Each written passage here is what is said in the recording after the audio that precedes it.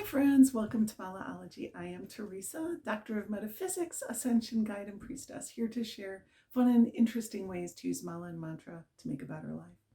So we're doing the Monday Mala Mantra. Today, well, I've decided since we started with Ganesha that the theme of the month, and it really feels right, is enlightenment, wisdom and enlightenment. So this week we're going to focus on Om Mani Padme Hum. Om Mani Padme Hum. While this is traditionally a Buddhist mantra, this is used with traditions all over the world, and it has a whole range of meanings, a whole range of interpretations. My interpretation of Om Mani Padme Hum is Om is the sound of the crown chakra. Om, Om. When you meditate with the sound of Om, you're opening the crown chakra and you're resonating with that higher vibration of the crown chakra, of brighter light, of whiter truth. Mani Padme is lotus and jewel, or jewel within the lotus, and hum is enlightenment. Now, even these are subject to interpretation, but my research tells me that these are the most accepted interpretations. So how do we put this together? Crown chakra, lotus, jewel within the lotus, and enlightenment. So it feels really clear that the lotus is the crown chakra as well. We often call the crown chakra the 1,000-petaled lotus. And I teach that you can comb the hairs of your crown chakra with your hands, just combing up the strands of light that literally surround your head, just like that.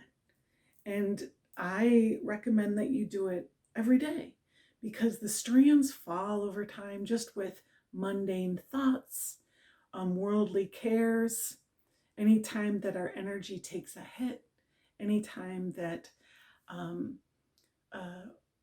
we become entangled in the cares of physical reality, right? So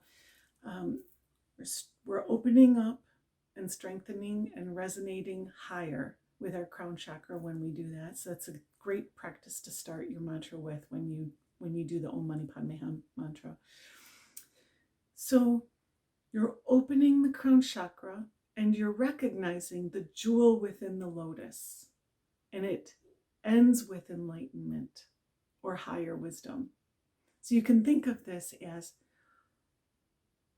opening to universal truth, opening to the information, the love, the blessings, the data that the universe wants to infuse the rest of your energetic and physical body with. And then jewel within the lotus is that wisdom coming down into your crown chakra, which is the 1,000-petaled lotus. It's the prize, it's the gem of the universe finding its place within your crown chakra. Hum, enlightenment and higher wisdom, bringing enlightenment. So it's merely the process of opening your mind to enlightenment and receiving it as a gift from the universe. This is how I interpret Om Mani Padme Hum. We need to give ourselves permission to receive higher truths on a regular basis. A great reason to practice this mantra is to just identify with enlightenment and identify with higher wisdom. To say, this is a goal of mine, basically. This is an intention that I'm setting for myself. I choose to receive this higher wisdom from the universe. I choose to open my mind to divine wisdom and divine guidance in my life. And I think it's important to do that. I don't think that just wanting to be guided by our guides, or wanting to live a better life, or wanting to be a better person is necessarily going to bring you the outcome that you want nearly as fast or effectively or with as much ease as actively programming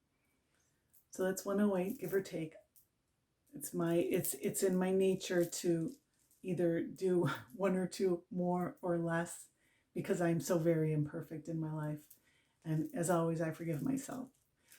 So that felt like it went really by really fast for me. That's a really, really high energy mantra, and it just feels like it goes by super, super fast every time I do it. So I could do probably 4 malas of this really, really easily. Do 108 4 times really, really easily in the morning.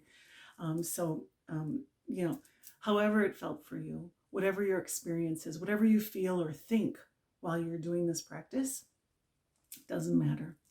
You're opening up the crown chakra and you are receiving the jewel within the lotus for enlightenment. The sounds that we make have power. So I'm really, really proud of you and really, really happy for you that you took the time to do that.